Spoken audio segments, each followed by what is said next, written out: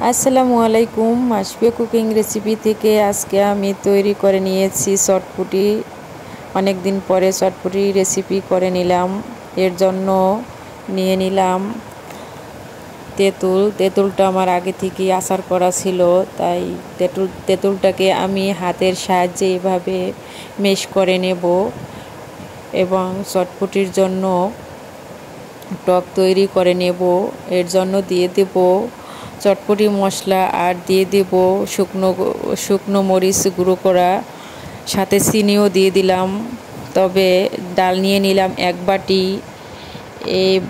এক বাটি ডাল আমি ভিজিয়ে রেখেছি 5-6 ঘন্টা। তারপরে আমি একটা বাটির ভিতরে ডালগুলো নিলাম। নেওয়ার পরে আমি রাইস কুকারে বাটিতে ডালগুলো ঢেলে যে পরিমাণ ডাল দিয়েছি তার ডাবল পানি দিয়ে এটাকে আমি রাইস কুকারে সিদ্ধ করে নেব।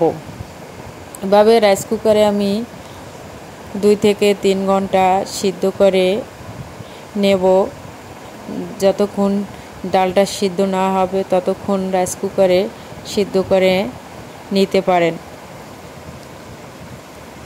আমি রাইস কুকারে ডাল বসিয়ে তারপরে এর ভেতর দিলাম 1 চামচ হলুদের গুঁড়ো,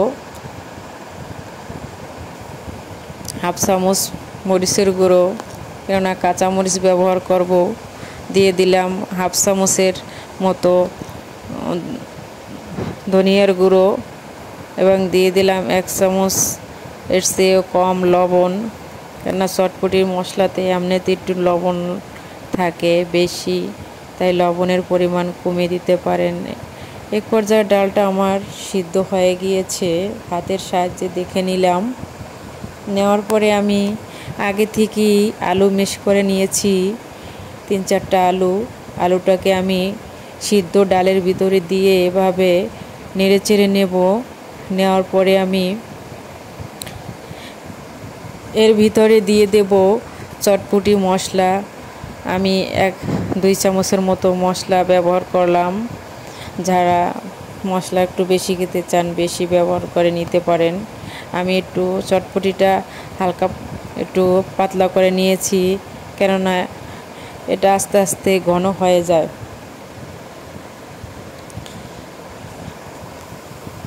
এখন আমি চুলার আঁচটা বন্ধ করে দিয়ে এটাকে পরিবেশন করে দেখাবো আপনাদেরকে। দেখেন, এখন আমি কেটে রাখা কাঁচামরিচ এর ভিতরে দিয়ে আর যে উপকরণ দেব তা হচ্ছে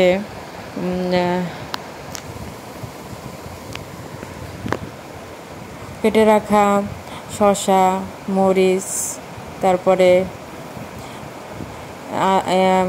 ডিম ইত্যাদি।